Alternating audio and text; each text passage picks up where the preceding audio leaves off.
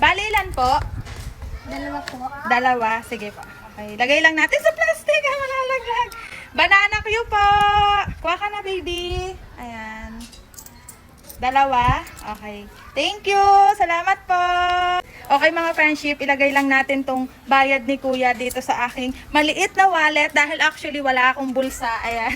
So, papakita ko sa inyo sobrang useful nitong wallet ko. Wait lang. So, as you can see mga friendship, wala akong bulsa. Ayan. Walang bulsa tong damit ko. Pero meron ako nitong mini wallet. So, ito yung ginagamit ko. Dito ko nilalagay yung mga benta ko sa Banana Q. Ayan. Dito ko nilalagay yung mga buo. Ayan. Tapos, dito naman is yung mga barya.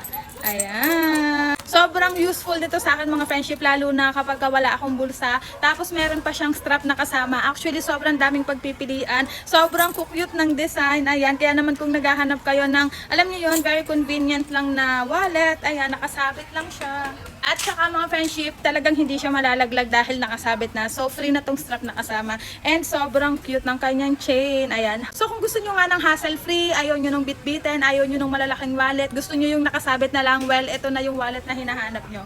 Ayan. Sobrang cute mga friend.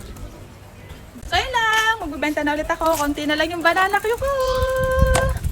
Bye! Lalagay ko yan sa yellow basket.